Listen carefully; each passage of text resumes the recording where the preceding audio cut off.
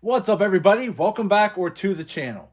So today I wanted to go over some basics on having a golf simulator at home for the average golfer. Now, I wanted to make sure I made that clear because if you're a much more advanced golfer, then this video might not really help you or be for you. This video is more geared towards those that are beginner golfers or maybe just around the average golfer status. So with that said, when you're looking to do a at-home golf simulator, there's going to be a lot of factors you're going to have to consider. Number one, space. Do you have the space for a golf simulator? Now, depending on the projector and the screen size and all of those variables, you're going to have to determine whether your room for your golf simulation project is big enough. That's number one. Number two, do you have the height? Now, for example, I put my golf simulation project in my basement. I have 9-foot ceilings and I have this whole room that was set up to be a theater room / golf simulation room. So with a 9-foot ceiling, I could still play pretty well for the golf simulator. However, I am a taller guy at 6'3". I have to be a little mindful of my follow through because I can't get a full swing follow through or I'll be hitting my club off the ceiling. So pretty much when I hit, I have to pretty much hit and then back off my follow through a little bit, which does hurt my game a little bit. But I am okay with that because I consider myself more of a beginner / average golfer. I need to have more practice. I don't like spending the money going to a golf course and then looking like an idiot out there on the golf course because I can't even hit the ball, I can't drive the ball, I can't hit my irons. I'm just having a horrible game all the time. And I understand that it's about the atmosphere, the socializing, but it gets embarrassing and it just becomes no longer fun at that point. So with that said, I knew for me, I needed to practice more. The problem is with my work schedule and the kids' schedule and all the crazy things that life throws at you, I just don't have the time to go to a golf course on a regular basis. So I decided having a golf simulator at home was better suited for me. Now, with that said, there's a few other things I want you to pay attention to when considering getting a golf simulator. One of the most important factors beyond just the size of the room is cost. There are a lot of golf simulators out there to choose from. I ultimately decided to go with Skytrak because I think the Skytrak was more affordable and it had really good reviews and it had a lot of flexibility. So that's why I decided to go with the Skytrak simulator. Now, the Skytrak simulator typically costs around $2,000 just for the Skytrak monitor. Then you have to consider your screen. The screen behind me over here, that is a Carl's Place 8x14 premium impact screen. I went with the premium impact screen because I wanted to also use this screen for a home theater. So if you go with a cheaper screen, you just might not have the best picture quality if you're trying to use it for movies. But this particular screen here is the premium screen, so I can use it for the golf simulator or watching movies, and the picture quality is very good. Now, as far as the cost goes, I spent a little over $800 on this screen. And then I spent probably about $150 more on the metal strut framing that I cut for this, and the bungee cords and all of that. So let's just round that off to about $1,000 for the screen and the framing and the bungee cords. And then I needed to buy a projector. Now, if you have a large enough space for a projector, there are a lot to choose from. But when you're limited on space, you're going to want a short throw projector, primarily something that's high definition at bare minimum. I know there are some 4K short throw projectors out there, but they're very expensive. So I didn't want to get into that type of a cost just yet. So I ended up going with this Optima GT 1090 HD projector. It's a lasered projector. It works great. The brightness is great. The screen quality is great. I paid probably around $1,500 for the projector. So if you look at my total costs so far, I have $2,000 for the Skytrak, roughly $1,000 invested in the screen setup, so that puts me around $3,000, and then about $1,500 more for the projector. So I'm looking at about $4,500 total invested so far. Then I spent about $1,000 more for the TGC 2019 simulation software. So now I'm up to about $5,500. Now here's where I want to give you some advice. If you are a beginner golfer and you're just not sure you're going to have enough time to even play the simulation software, then I would probably advise you to really make a decision on, do you actually need a home golf simulator? Because these do get very costly. And I'm trying to do my golf simulator project on a budget. There are much more expensive home simulators out there. So keep that in mind. So let me just mention this. We just talked about some overall costs. I still didn't mention you need a computer to run all of this. So if you don't have a computer, you're going to have to invest in one. If you do have a computer, you're going to have to make sure that it has the adequate hardware to be powerful enough to run these type of programs. So that's another thing to consider as well. Now here's my honest opinion. I have found that I don't really have enough time in my normal routine to come down here and play golf. I'm always working, I'm filming YouTube videos, I'm editing videos, I'm working on my trucks, I'm working outside, I'm doing a million different projects. And then my kids are down here playing, so I don't always want to interrupt them, so I don't get that much time to play golf. So that makes me wonder, did I waste my money buying all of this? The answer to that is yes and no. I don't feel like I get the adequate time to play it, but when I do, I really enjoy it. So I would say this, if you have the means to actually spend the money on doing this, I'd say do it. But if you don't worry. My advice to you is really think about all of this, and do you have the dedicated time to use what you're going to spend a ton of money on installing? If the answer is no, then just go to the driving range, go to the golf course, try to find some other ways to practice, and don't spend this much money on a home golf simulator. This leads me to my next point. If you're still a beginner, maybe not even quite average, that's kind of where I think I am. I don't play enough to consider myself a good average golfer. I'd say I'm between beginner and average. I do regret buying the TGC 2019 software, and here's why. With the basic Skytrak software, you get a full driving range. You could actually get a lot of practice in just by using the driving range with the Skytrak software. I've tried to play the TGC 2019 golf game, but I just am not that good to enjoy it. I keep having horrible shots. The commentary is very slow. It's just one of those things where I get more frustrated than I do enjoying it. So I found myself just practicing on the Skytrak driving range more often than playing the TGC 2019 software. So I have considered selling the software, but the problem is you can't transfer the license unless you're spending $300 to $400 to do so. So if you're spending $1,000 on the TGC 2019 software, but you find that you're not really using it, it's going to cost you almost half that cost to sell it. Not to mention any fees you might have involved with that as well. So it just doesn't make sense for me to sell it because I'm losing so much money doing it. I might as well just keep it. But my point to you is, be careful spending a ton of money on software, because if you're not good enough to use it, you're going to regret buying it.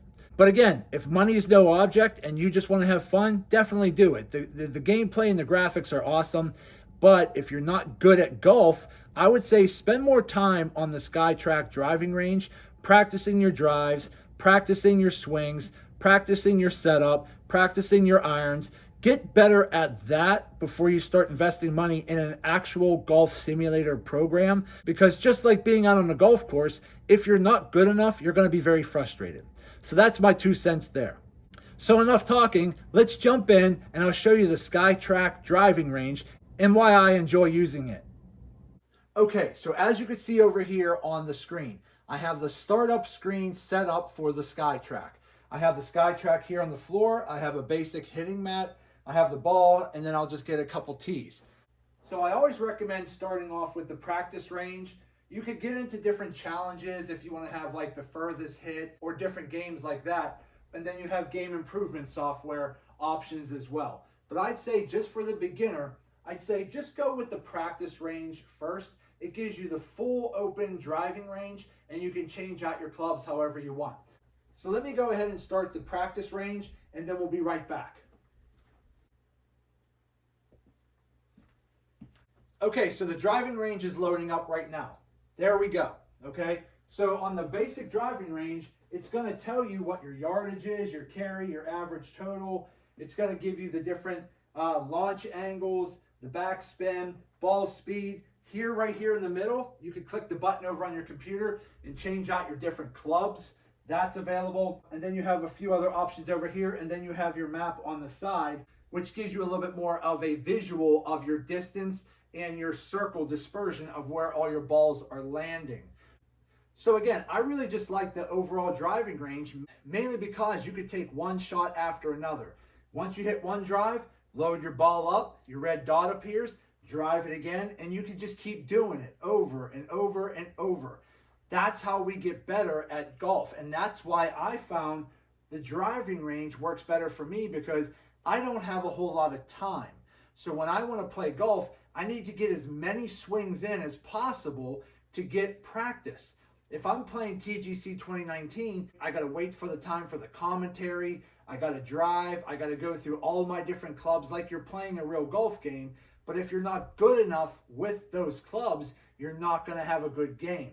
So I'd say if you're a beginner, I wouldn't even worry about buying any golf simulation software just yet. Stay with the driving range. Get better at your driver, your woods, your hybrids, your irons. Get better with all of that. Once you feel very consistent with those clubs, you can invest the money into the simulation software and play actual games. But for now, I would say just start with the driving range first and practice. That's what I need the most, because I don't have enough time to play golf. I don't have the best swing. I'm a little bit older. My flexibility and my mobility is not that good anymore. So a lot of times my swing is very stiff, but also because I only have a 9-foot ceiling, I have to kind of hold back my follow-through swing, which does hinder my game a little bit. But with this, I can still practice my stance, my setup, my grip, and my overall swing, and I can learn how to improve those parts of my game. That way, when I do play a better simulation software game, or I go out to the golf course, I could be a little bit better and not be so insecure out on the golf course, because I'm practicing my swings more often. So let's go ahead. I'm going to hit a few shots with the driver, and then we'll go through a couple different clubs, and I'll show you what I do. So as you see here, once you hit that button, you can choose if you want a driver, 2-wood, 3-wood, all the way down your woods. You got all your hybrids, you have all your irons, and you have all the different wedges and different degrees. So you have a very, very wide variety of clubs that you could choose from based on what you own. I don't own a lot of these clubs, so I could pick and choose what I do own. So for now, I'm going to go ahead and click the driver. Okay, so the driver that I'm using today is just an old tailor-made burner. It's pretty old, it's pretty beat up, but it's my go-to driver, and I don't want to spend that much money yet into a better driver, just because I want to get my swing skills better before I start investing in another driver. So this is good for me for now, for practice. So let's just go ahead. We're going to put our ball on. Okay, so with the Skytrak, you want a softer ball that's going to take it easy on your screen. And then when you're setting your ball on the tee, you want to face the logo of the ball towards the actual Skytrak so it could read the ball better. Because the Skytrak is pretty much taking photographic imagery of your swing right through the tee. So it picks up the logo on the ball a little bit better and gets you more accuracy on your swing. So I've already set my ball on the tee, so let's go ahead and take a first swing.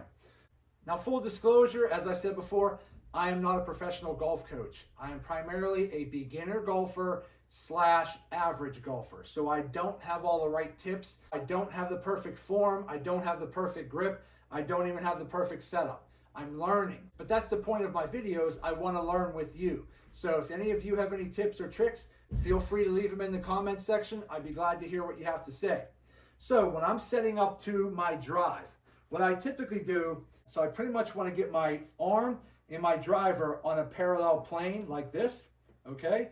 I want to make sure I take my left foot just in front of the ball so that the ball is pretty much lined up with my back heel, give or take an inch, but I'd say that's an average.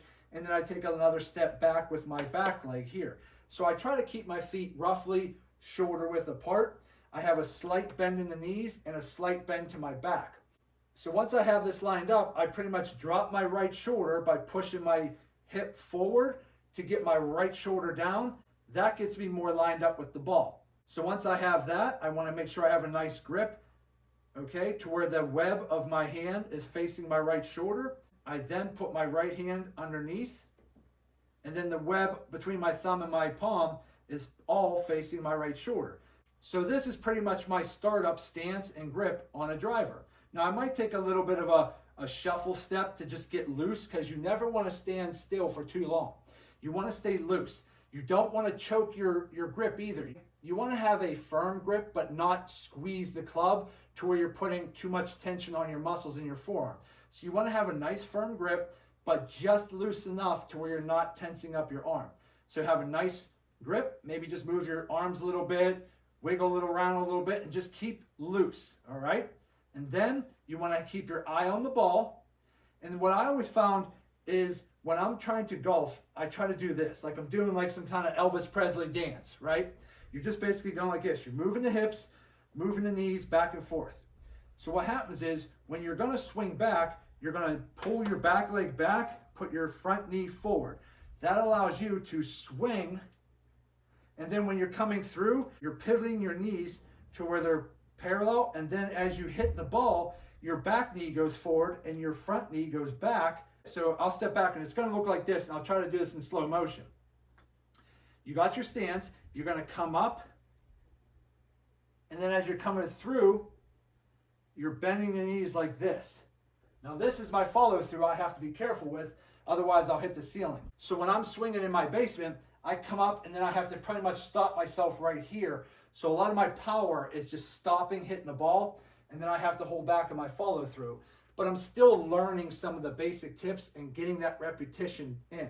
So let's go ahead and set up one more time, okay? Get my shoulder width, got my parallel plane here, drop in the right shoulder, get my grip, loosen up a little bit. So let's go ahead and hit our first ball with a driver.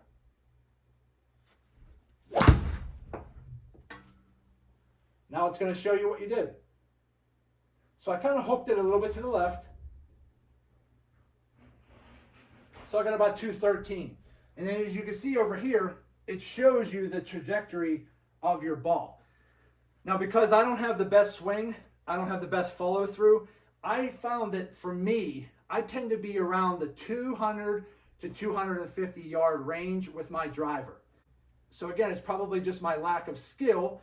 It could be the club, it could be my swing, it could be the lack of follow through, it could be a lot of variables. But I know that for my body swing and my flexibility and my mobility, I tend to be okay between 200 and 250 yards with my driver, which is not great, okay? I've seen younger kids smashing balls 350 and 400 yards plus with a driver. So don't let that get you down. So again, as we get older, our mobility gets a little bit less, but we have to practice and stay mobile to be able to hit those long shots. And that's the goal of practicing repetition.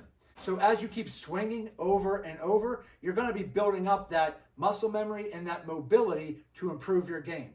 So let's hit up another shot. Let's go ahead, line up our ball, put our logo towards the Skytrak. Okay, so let's do this one more time. So this right here is my last shot. 213 yards, 187 carry, average is 213. Tells you all my stats across the bottom. You can see the trajectory over here on the map where it's hooking off to the left a little bit. So again, you can use that information to adjust your stance, adjust the angle of your club. So again, I used to have a problem with slicing the ball to the right, but lately I'm having more of a problem hooking it to the left. So a lot of times it's just making minor adjustments to your stance, minor adjustments to your grip, minor adjustments to your alignment to the ball. And sometimes it's just a matter of when you're swinging down like this, you don't want to come down on the ball. You want to kind of swing on a plane, right? You want to basically have this motion. You want to swing where it's a swooping motion. You don't want to come down on the club and that's kind of choking the back of the ball, and that's not really going to put your ball where you want it. You want to have a nice swinging pendulum motion, okay? So I would always say when you're just standing there in front of the ball, do the Elvis Presley type knee dance you got going on, but just swing. Just swing back and forth. Get used to that swing. Get used to it. get that mobility, loosen up your back, loosen up your hips. When you get loose, you're gonna have a better swing. And then sometimes it's hard to do because it's all about timing. When you're coming down with your swing and you're just getting ready to line up with the ball, then you can actually start rotating your arms over. So when you're coming through in the follow through, you almost want your right forearm to cover your left forearm on the follow through, where it's the opposite on the way back. So again, don't overthink all of this. There's so much technique involved, but if you try to overthink it, you're gonna tighten up and you're gonna mess up. So don't overthink. Just try to think about setting up to the ball and keep your eye on the ball. That was a big problem I had for a long time, is when I would swing, my eyes would already start looking forward and I wasn't watching the ball. Always keep your eye on the ball. It's gonna help, because what happens is when you're coming down on a swing like this, okay, watch where my club is. If I keep my eye on the ball, it's always right here. My knees, my back, everything is in line, right? But if I'm coming down and I start to look up, I'm basically lifting my club head when I'm looking down, and I'm looking up like this. I'm already lifting my club head probably too prematurely, and I'm not going to hit the ball, or I'm going to have a really bad hit. So always line up your club, get your stance correct, right? Drop that shoulder, stay loose, okay? Now that one, I think I sliced it to the right a little bit. I got up under that ball, but you can see I sliced it to the right. That didn't even go that far. It went up too high and not far enough. Let's set up another one.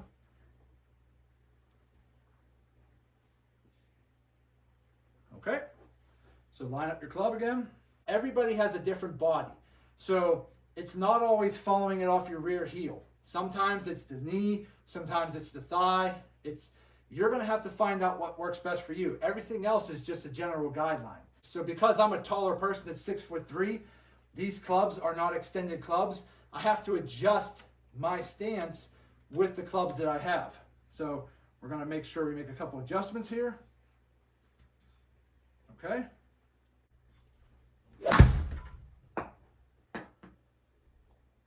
That went pretty much right down the middle.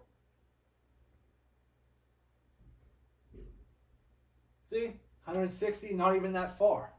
So I'm usually good for around 200 to 250 yards.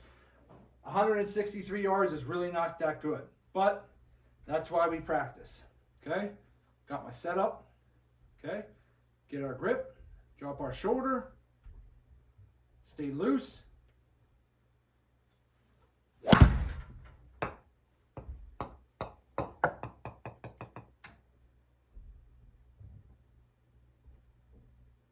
Okay, as you can see here, I have more of a trajectory circle here that kind of tells me where I keep hitting at. Okay, so let's do one more drive and then we'll try a hybrid. Okay, so we're going to get our stance set back up. Okay, put our bottom hand underneath. Okay.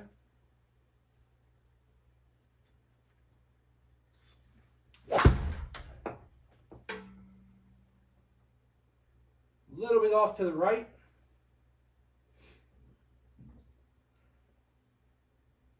About 191 yards, nothing great. But again, this is what I'm talking about. You could just keep hitting one after another and practicing.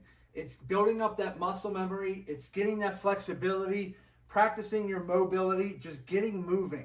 The more you move, the more you're going to get better at your swing. So let's go ahead.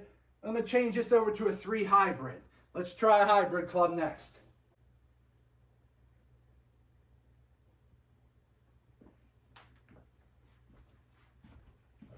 Okay, so I'm not going to use a tee.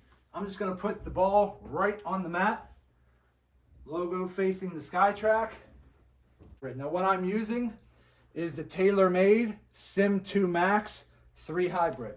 So when hitting a hybrid, I found that for me, it's better to treat it like an iron. You want to have a little bit of a closer stance since the club shaft is a little shorter than a driver. You're going to try to center the ball more center between your legs. But again, you're gonna have to make minor adjustments based on your body type and your length and your reach. So for me, I'm gonna do the same thing. I'm gonna use my left hand, my front arm, line it up with the club. I'm gonna try to center the ball in between my legs. And then when I'm setting up to a hybrid or an iron, I'm not gonna quite have my arms so far away from the body like this. I actually pretty much just have a slight bend in my knees. I bend at the back just slightly, and I let my arms dangle straight down. So pretty much just like this, right? So what I do is that's my distance from the ball. I don't want to be way back here to where my arms are way out front. I want my arms to pretty much be right hanging straight down. I try to line the ball up sort of right between my legs. That is my setup for a hybrid and a iron. Okay, so I got my grip. Okay, loosen yourself up a little bit.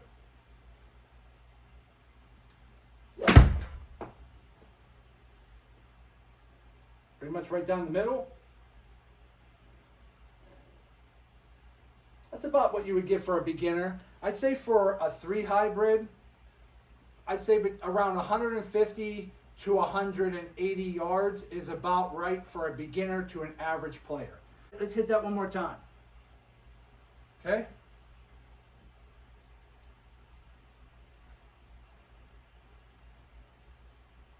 Okay, we got our stance. Again, the ball is somewhat lined up between our legs. Our arms are hanging straight down. Got the same grip on the club as we always do. Don't squeeze the shaft that hard. You just want to have a firm grip, but you're not tensing up your forearm muscles, right? So stay loose, eye on the ball.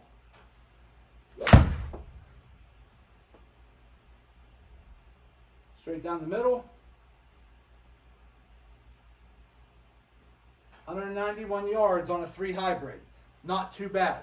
Let's do one more.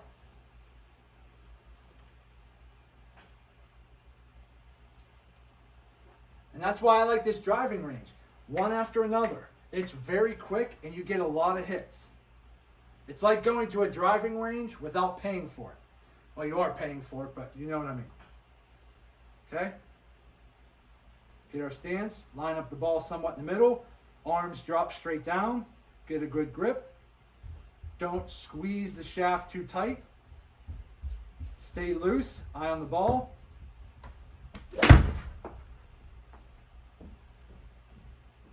Right down the middle. 177, not too bad. Okay, so that's the 3 hybrid. Let me go over and change it. Let's try a 5 iron. Okay, so the iron that I'm using is a 5 iron. This is a tailor-made Sim 2 Max. Same setup as we were doing on the hybrid. Okay, so we're going to line up the ball somewhat between our legs, not too wide of a stance. You don't want the same stance for an iron or a hybrid as you typically have with a driver. So I don't want to have a wide stance like a driver. I want the stance to be pretty much about as wide as my hips. Okay, ball somewhat in the middle, arms, just dangle them straight down. Again, you want a slight bend in your back. You want your arms to dangle straight down. Wherever your arms lie naturally, that's where you want to adjust your stance to grab your club, okay? So we'll get our club lined up. Right there looks about good. Okay, seems about right. Loose, eye on the ball. There we go. Right down the middle. 170 yards with a 5 iron. Not the greatest, but not horrible either. Let's do it again. Your lower irons tend to be the hardest ones to hit because they have the longest shaft and it's an iron, not a driver. They're a little harder to hit and they're a little harder to get used to. That's why nowadays there's a lot more people switching over to the hybrids. The 3 hybrid, the 4 hybrid, the 5 hybrid, those tend to be more common than the 3, 4, and 5 iron. But I still like to practice with them all because you just never know when you're going to need it. Okay, so that's why I like the driving range, because you can really get down here and practice with all of your clubs. So set your stance up again, slight bend to the knees, slight width about hip apart, slight bend to the back, arms hang straight down, eye on the ball. Don't take your eye off the ball. I always try to move a little bit before I take my swing, just to make sure I'm not tensing up. Okay, here we go.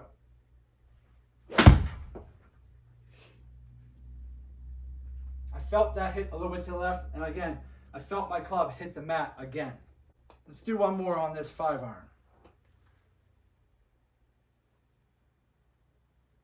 Okay.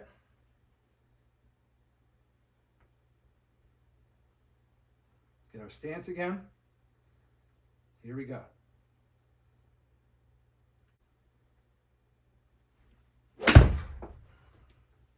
Not a good hit on that one, but not that great. Okay, but that was the 5-iron. Now let's try something else. Let's try a 9-iron. Okay. All you got to do is go over to your computer, change your club out to a 9-iron. Here we go. Same thing. Any of the hybrids and any of the irons. You want to make sure, geez. So that's another thing about the Skytrak. If you're up here setting up and your club gets in the way, sometimes it might read it as a hit, but obviously, as you can see, I didn't even swing. So line up your club as always. Now, any of your shorter club irons, like your 7, 8, 9, they're going to be a little bit more of a shorter shaft. You're going to have to adjust your distance from the ball. So the best way to do that is, again, line up your club to the ball, walk closer to the ball to where your arms hang straight down. That's the easiest way I can explain, is closer to the ball to where your arms are hanging straight down, and then adjust your stance slightly to where you have a good grip on the club. So right here, because my arms are hanging straight down naturally, that pretty much lines me up with my club. That's going to be my stance position. So here we go here.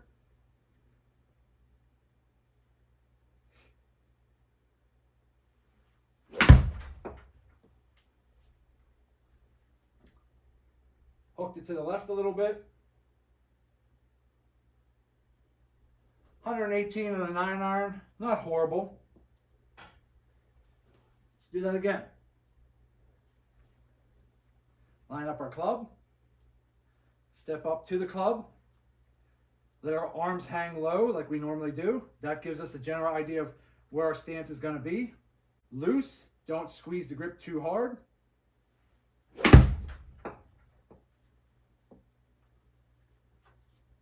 A little better, a little bit more loft on that. 127 yards, got a little bit more height. Means I got up under the ball a little bit better. Let's do one more. Line up our club. Step up. Arms are hanging down, pretty much in line. Here we go.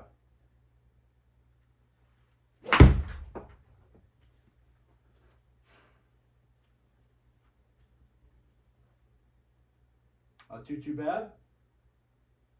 139 that time. Not too bad. And when you're looking at your dispersion circles, then if you tend to keep hitting all the way to the left and all of your balls keep landing in the same pattern circle over here, then you know you need to make some adjustments to bring the ball a little bit more to the right. So if you're consistent at hooking to the left, you have to make a few slight adjustments to start getting that ball to the right, which primarily is your stance, your grip, and your club head. How is your club head hitting that ball? So that was the 9-iron. Let's try a pitching wedge next.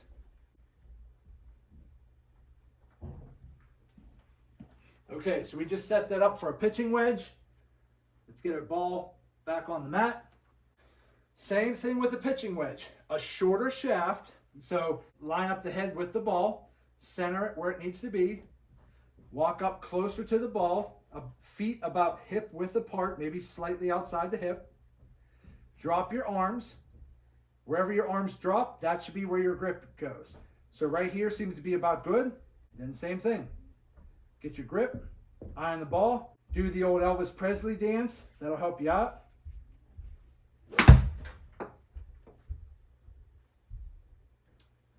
Hooked it just a little bit to the left. 9 197 yards. Again, not horrible. So let's try that one more time. Line up our club. Get our stance right. Arms dangle straight down. Eye on the ball. Don't squeeze the grip too much. Stay loose. There we go. Hooked it a little bit left. 115 yards. That's about where I want to be with a pitching wedge. Now again, a more advanced golfer can obviously hit ranges far beyond what I could hit them at. But for me, let's do this one more time. If I could be around 100 yards on a pitching wedge, I'm pretty happy with that. Get our stance, line up.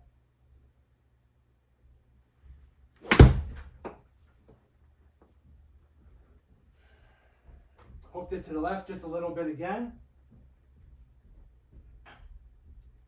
122 yards on that one, so not too bad. So as you can see here, you could pretty much hit most of the clubs in your bag except a putter. You're not going to be able to hit a putter on the driving range. But any other club that you have in your bag, you can hit on the driving range, and you can just keep swinging and swinging and swinging. That's what's nice about the driving range with the Skytrak. It comes with the Skytrak monitor.